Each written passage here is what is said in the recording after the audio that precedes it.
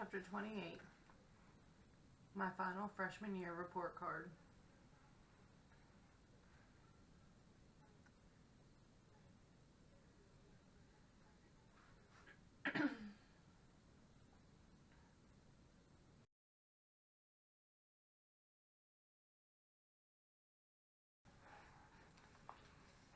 Chapter 29, Remembering.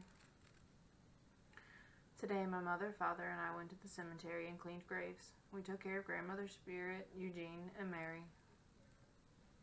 Mom had packed a picnic, and Dad brought his saxophone, so we made a whole day of it. We Indians know how to celebrate with our dead, and I felt okay. My mother and father held hands and kissed each other. You can't make out in a graveyard, I said. Love and death, my father said. It's all love and death. You're crazy, I said. I'm crazy about you, he said. And he hugged me, and he hugged my mother, and she had tears in her eyes, and she held my face in her hands. Junior, she said, I'm so proud of you. That was the best thing she could have said. In the middle of a crazy and drunk life, you have to hang on to the good and sober moments tightly. I was happy, but I still missed my sister, and no amount of love and trust was going to make that better. I love her, and I will always love her. I mean, she was amazing. It was courageous of her to leave the basement and move to Montana. She went searching for her dreams, and she didn't find them, but she made an attempt. And I was making the attempt too, and maybe it would kill me too, but I knew that staying on the res would have killed me too. And it all made me cry for my sister. It made me cry for myself. But I was crying for my tribe too. I was crying because I knew 5 or 10, 15 more Spokanes would die during the next year, and that most of them would die because of booze. I cried because of my fellow tribal members were slowly killing themselves, and I wanted them to live. I wanted them to get strong, get sober, and get the hell off the res. It's a weird thing. Reservations were meant to be prisons, you know. Indians were supposed to move on to reservations and die. We were supposed to disappear.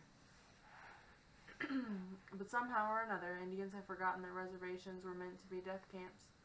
I wept because I was the only one who was brave and crazy enough to leave the res. I was the only one with enough arrogance. I wept and wept and wept because I knew that I was never going to drink, and because I was never going to kill myself, and because I was going to have a better life out in the white world. I realized that I might be a lonely Indian boy, but I was not alone in my loneliness. There were millions of other Americans who had left their birthplaces in search of a dream. And I realized that sure, I was a Spokane Indian, I belonged to the tribe, but I also belonged to the tribe of American immigrants, and to the tribe of basketball players, and the tribe of bookworms, and the tribe of cartoonists, and the tribe of chronic masturbators, and the tribe of teenage boys, and the tribe of small-town kids, and the tribe of Pacific Northwesterners, and the tribe of tortilla chips and salsa lovers, and the tribe of poverty, and the tribe of funeral goers, and the tribe of beloved sons, and the tribe of boys who really miss their best friends. It was a huge realization. And that's when I knew I was going to be okay. But it also reminded me of the people who were not going to be okay. It made me think of Rowdy. I missed him so much. I wanted to find him and hug him and beg him to forgive me for leaving.